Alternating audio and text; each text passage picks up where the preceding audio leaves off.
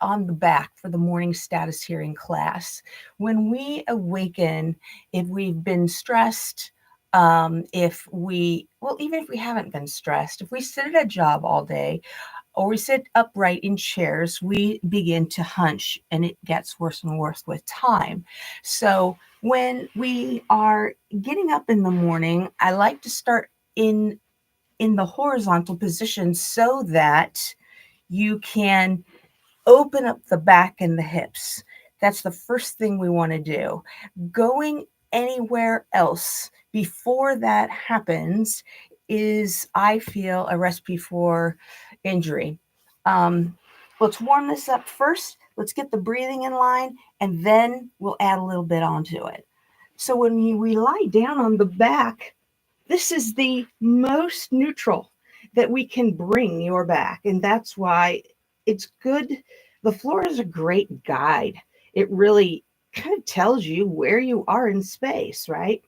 If you begin to play with your lower back, tilt your pelvis and tuck your tailbone toward the backs of your knees, and just do that a couple times. Exhale when you do that. Inhale when you relax. Exhale when you tuck your pelvis. Inhale when you relax. So we're warming up through the lower back.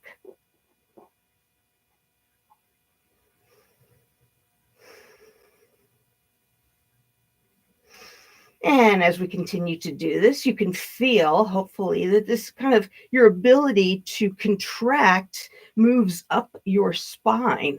So first you press the lower back, you feel the lumbar spine. Then you bring your ribs together and you feel the thoracic spine. And the thoracic spine, I guess lumbar spine goes a little bit higher. Thoracic spine then goes from the ribs to the backs of the shoulder blades, and then we get to the cervical spine behind the neck.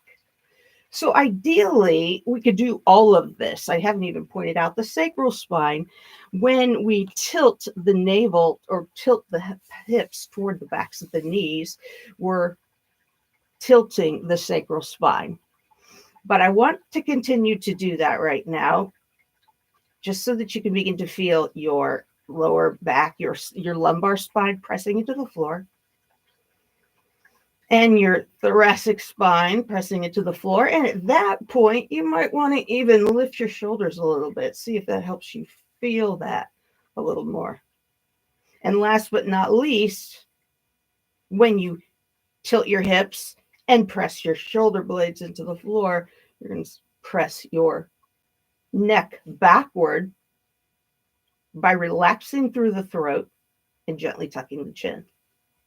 So inhale deeply, exhale, stretching through the spine as we exhale, because we're basically overextending the lower back to stretch it, rounding through the upper back, and then pressing back with the neck by tucking the chin.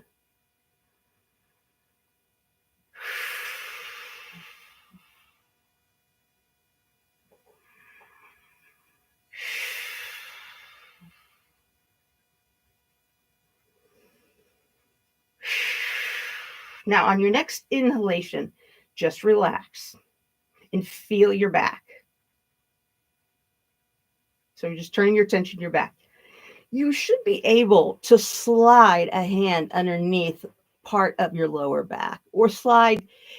You'll have a little lift there, and that's normal. We want that. We need a curve there for flexibility. So we want that little lift under the back. The problem is when more than the lower back rises off the ground. When the upper part of the pelvis rises off the ground, then we're getting a little too tight. So feel that, just a very gentle arch in your lower back. Spread the arms nice and wide. And now, as we exhale, pull the navel to the spine, pull the ribs together, pull the chest together. Inhale, relax the chest and the ribs and the belly. And now, as we exhale, we're going to pull the arms apart. That's going to give us a little more space for that thoracic spine. If I pull my arms apart, my shoulder blades are going to pull away from my spine. It gives me a little more space. Inhale, relax. Exhale, pull my shoulders apart. Ribs come together. Navel comes down.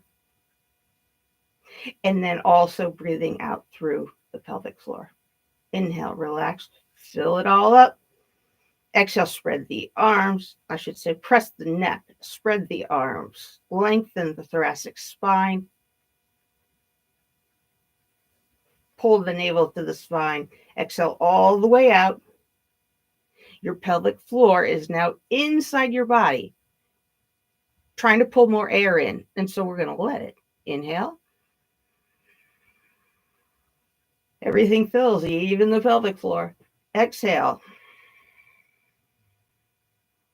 Very end. Your pelvic floor is now pulling inside your body. Inhale.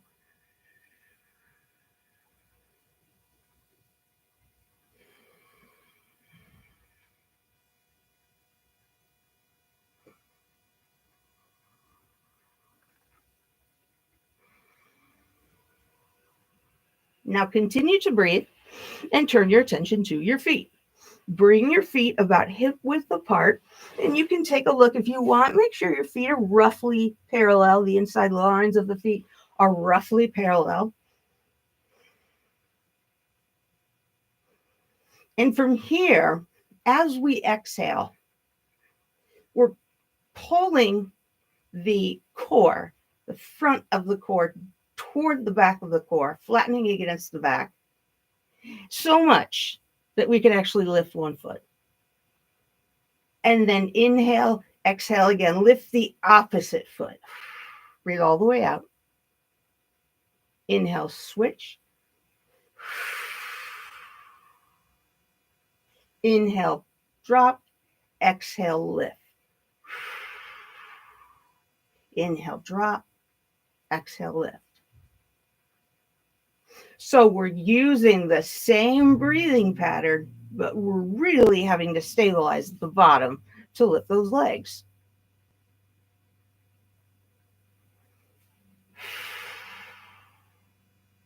So on the exhalation, when I really empty everything out, that's when I'm the most stable, and that's when I'm going to lift that leg. Inhale, release. Exhale. Inhale, release. Exhale. Inhale, release. Exhale. Inhale, release. We're going to do 4 more. Let's go ahead and begin to flex your feet. 3.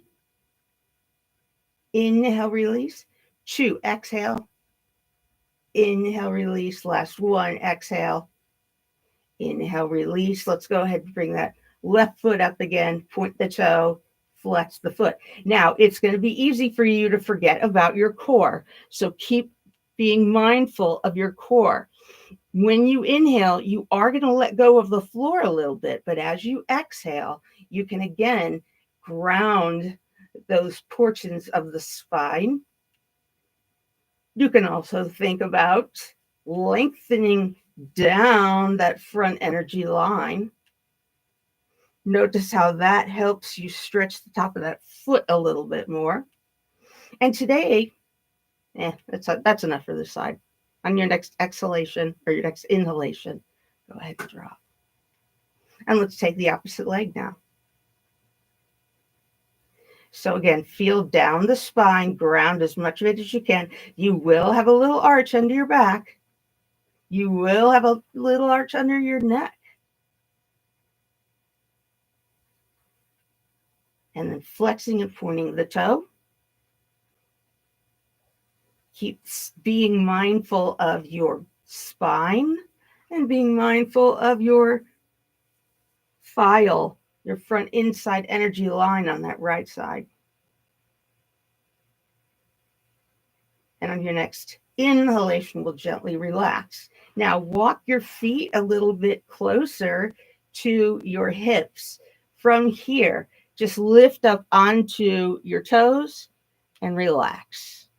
Exhale, relax.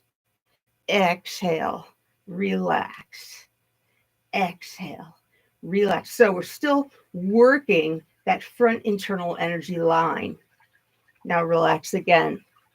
We're going to combine that effort now with the front external energy line. So the front internal line of energy, the front external energy lines. So these can also be called anterior lines of energy as opposed to posterior. So when I talk about aisles, I'm talking about anterior lines of energy. That is the front internal and the front external. And if you recall, we were working on external lines of energy a couple of weeks ago. Those external, the front external runs up the sides of the hips, up through the chest, all the way up to the shoulder blades. So let's just think about this in terms of the core. The front internal is going to run down the center line. It's going to circle around at the hips because we're not going to go all the way down to the feet yet. But if we did, it would be the same direction all the way down, and then it would circle around at the ends of your toes and come back up.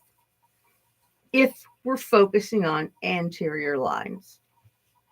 So as I exhale, I'm sending energy down. And as a matter of fact, I'm going to go ahead and lift those heels again and really push down into the toes. I guess we are going to take down the feet. As I inhale, I'm going to be able to run the energy up the sides of the legs, up to the shoulders. So exhale down the center, even down, and you can feel the energy lines pushing the first two inside toes to the floor. Inhale, lengthen up the sides. Exhale, lengthen down the center. Inhale, lengthen up the sides. Exhale, lengthen down the center. Inhale and exhale. And if that's too confusing, just go back to the core. Inhaling from the collarbones down to the end of the pelvis. I've been calling those pubic bones. I still want to put a map on my YouTube page so you can see what I'm talking about. But I'm just circling around. Again, the point of this is to help me keep my mind focused on my body. So I'm lengthening down through my pelvic floor as I inhale. As I exhale. And then from my pelvic floor, I'm going to move out to the sides and lengthen up, which is just another way of saying straightening out the sides of my body and squaring off my shoulders. So exhale, lengthen down. Inhale, lengthen up from the hips to the shoulders. Exhale, lengthen down from the collarbones to the pubic bones, those bones in the groin area. If you ever fell off a bike when you were younger, you would have hit that bone. There are two bones in there, actually, a right and a left, and those are the bones that I'm calling the pubic bones. So inhale up, exhale down. Inhale up, exhale down. Let's cross the right leg over the left. Go back to your breathing. Inhale up, exhale down. Still doing those anterior lines of energy. Now let's take them down to the feet. Inhale from the outside toes, up the sides, down the center, all the way to the inside toes. And just keep circling the energy around. Now, when we cross the legs, this is a little trickier now because the body's moved, right? And I talked last week about stabilizing. meaning that one side is going to have to work harder than the other, but the other can't just give up. We need everybody to participate. And frankly, those back lines are participating too. I'm just not going to throw those into the mix just yet. So allow your knees to just drop side to side.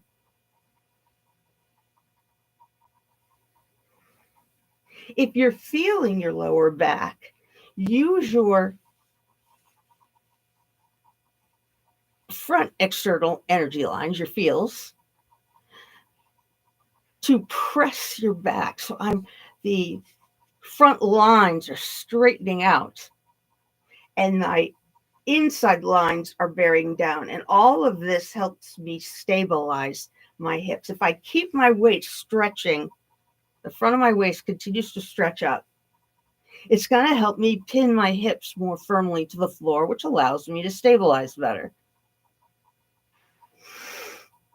So go ahead now and just allow yourself to fall over to the left. Knees are bent. Bring that right arm up to the ceiling and allow it to fall to the left. As I inhale, I'm going to stabilize with my left front external energy line. I'm going to stabilize through my two internal energy lines. And then my right external energy line, I'm going to let that stretch. And this is a great posture to illustrate that how the energy lines, they branch off at the neck. One goes into the head, the other one goes into the arm. So this outer edge of the front translates into the outer edge of the forearm. So all of that can stretch. As I inhale, I'm going to reach up and out through my pinky finger and my ring finger. As I exhale, I'm going to ground everything down, ground both front lines down. As I inhale, reach up strongly with my right side, not so strongly with my left side, because I want to stay stable.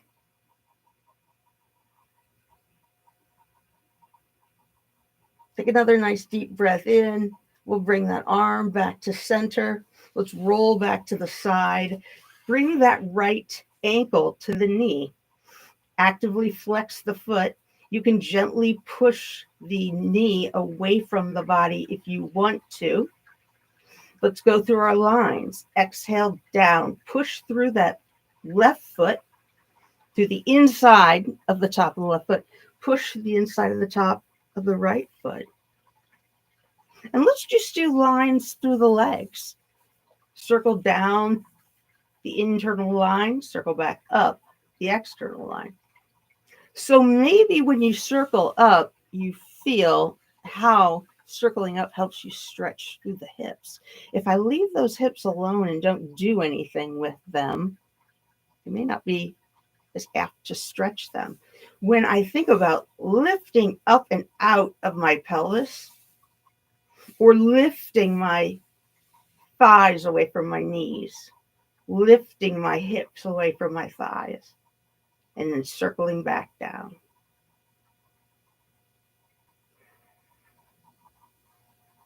And you may notice how engaging the inner lines really helps you engage the outer lines.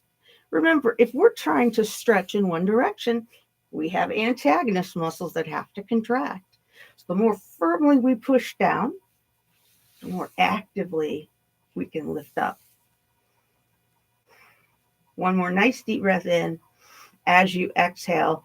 Let's relax here, but keep the leg here. I'm going to have you bring the left arm across. Your right hand is going to grab on your left wrist, and we're just going to pull that left shoulder across the body. Now, I am lifting my shoulder off the floor. So I'm going to come back here and anchor the back of my shoulder. That's not easy. And now I'm going to try pulling it again. So I'm pulling in I'm pulling toward the right with my right hand, and I'm pulling toward the left with my left hand. And then I'm rotating my head over to the right. So the stretching is taking place on the right side of my neck and the left side of my shoulder. Inhale, release. Let's do one more posture here, one more exercise here that I wish I should have done it beforehand. Just lift one arm.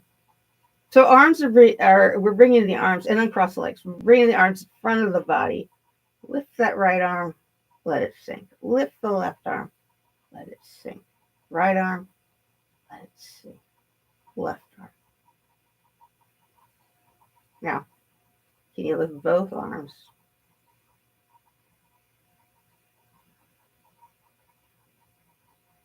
One more time. Let it sink. And that sinking, that's where we want the shoulders to be when they're in place, when they're in the anatomically correct position. So shrug it through a little more if you need to. Notice how you need to use your chest for that. And then allow the arms to come to the sides again.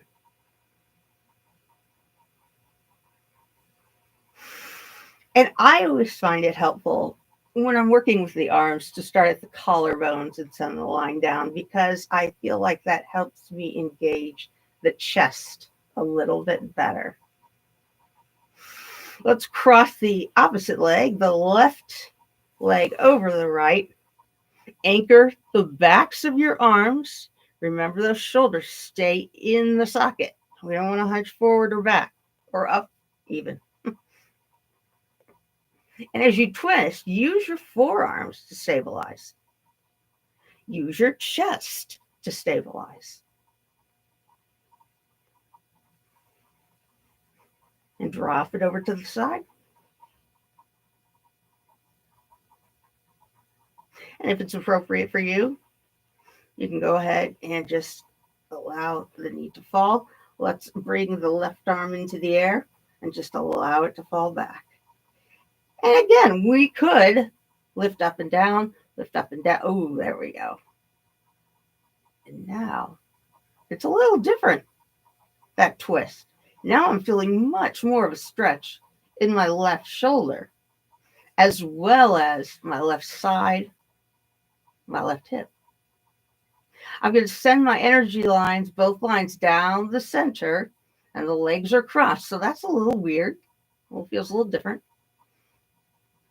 Inhale up the sides of the front of the body. Exhale down to center. Inhale up the sides.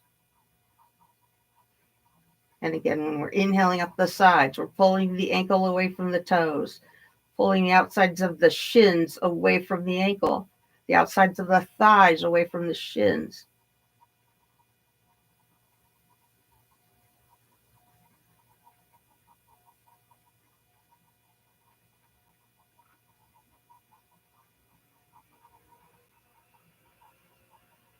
And on your next inhalation, pin both arms down and bring yourself back to center. Relax that knee. As we exhale, send the energy down the front lines. As we inhale, draw the energy up the sidelines, all in front, all anterior lines.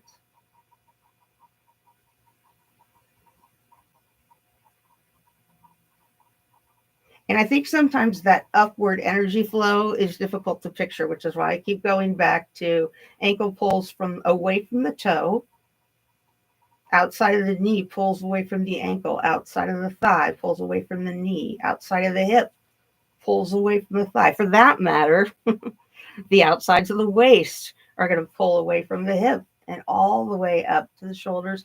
Or you could add that arm.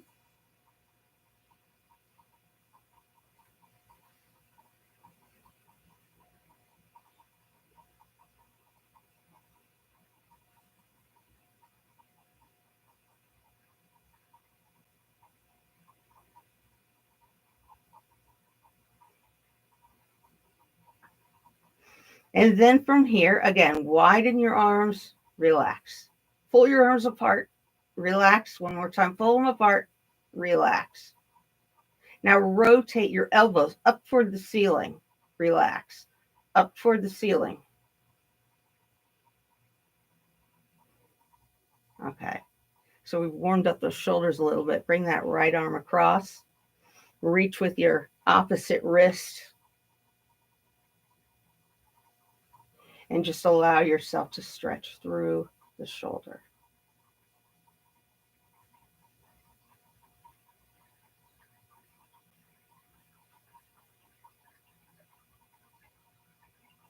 Now I'm gonna anchor with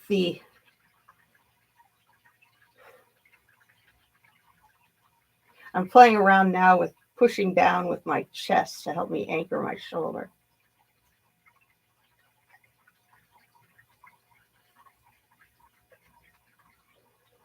From here, go ahead and lace your fingers and just pull your arms side to side.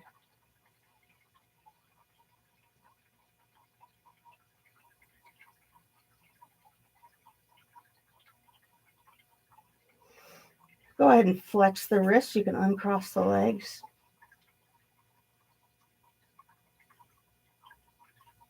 And then extend and flex, extend, flex, extend. Spread the fingers nice and wide. Thumbs. And this really goes back to those energy lines again. That external is going to reach out through the fingers. The internal 2.5 are going to start sending signals down. Well, then how do I extend the internal fingers if you're telling me to send them down? Well, those extend through your rear internal energy, line of energy. We'll go through that later.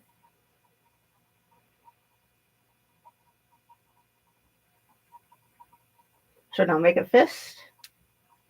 Open your hands really wide. Make a fist. Open. Make a fist. Open. Send energy out your thumbnails, your index nails, the nails of your pinky fingers, and the nails on your ring finger, and finally the nails on your middle finger. And those arms may be getting tired right about now. Can you sink the shoulders to the ground? And then rotate the palms toward each other. Bring your hands together. Widen your elbows as you bring the hands down toward the chest. Watch those shoulders and relax.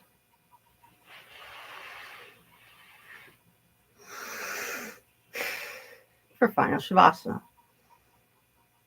I feel a nice little pump in my shoulders from that.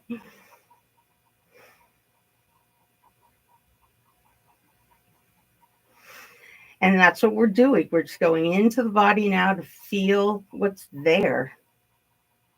You might feel the insides of your shins, the outsides of your shins. You might feel the front and the backs of the shoulders.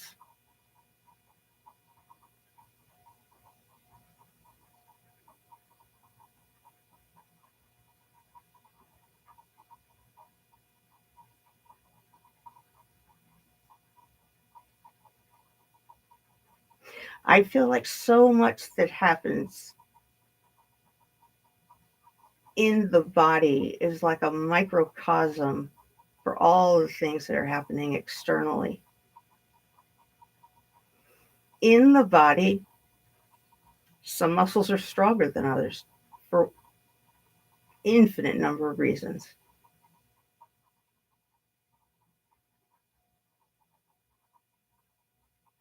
And those muscles kind of bully. They sort of take over because they're stronger. And we can get away with that when we're young. Sometimes we start our kids, doing sports at 4 years old. And unfortunately, even in grade schools, you already see kids hunching shoulders forward and their backs are arched and their feet are all turned out to the side because their hips are so tight. And you might be thinking, well, they're only 6 years old. Give them a break. Well,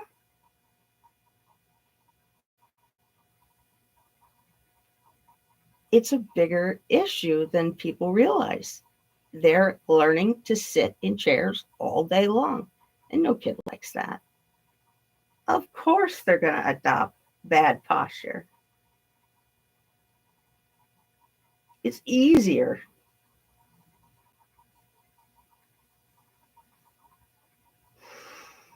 But back to my original point, it's sort of like diversity in the world, where someone stronger than another seems to have more power, or they seem to deserve more money, or but you can't exclude in your body. Everything is needed. Everything contributes. And when it locks down and another muscle is doing things that it shouldn't be doing, then it stops doing what it should be doing. You can't pay that much, can't do both. And we can run into a whole host of problems. So another aspect of status hearing is just to discover what's there. And what kind of job do you play?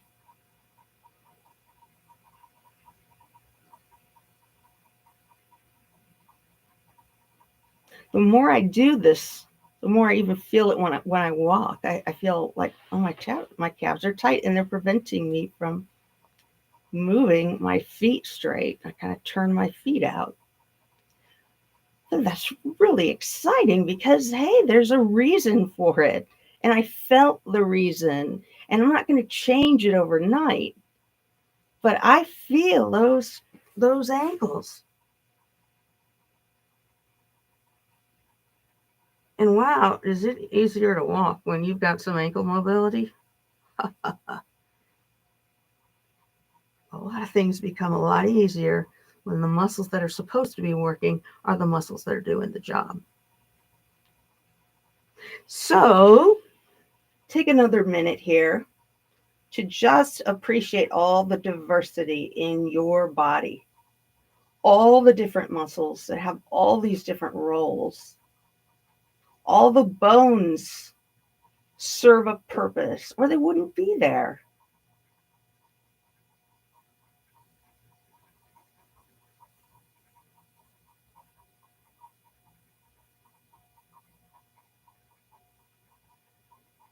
And how fortunate that we are to be whole, that we're not missing any of this. I have both my arms and both my legs. I have all my bones. I'm very fortunate. Not everybody has all that. Not everybody can say that. If you've had a joint replacement, you know it's very hard to reintroduce all the body parts to that new joint.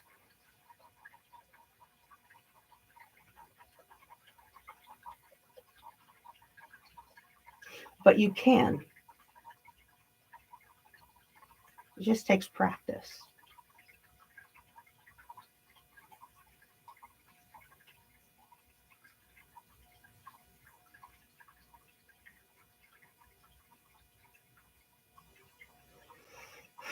You can bring yourself back from Shavasana in any way that feels appropriate.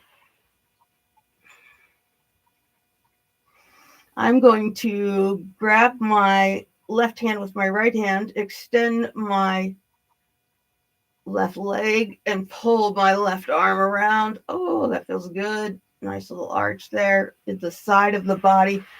And switch sides. And whenever you're ready, just roll yourself to an upright position.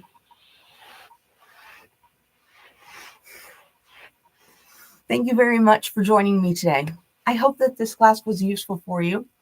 I am going to have to discontinue my afternoon classes right now. I'm getting slammed with paying work, and so it's kind of interrupting my my public health initiative here. Um, so this week I will not be coming back at 1 o'clock, and I will let you know next week how that will go. But I hope to see you again tomorrow. Have a wonderful day. Thanks again. Namaste.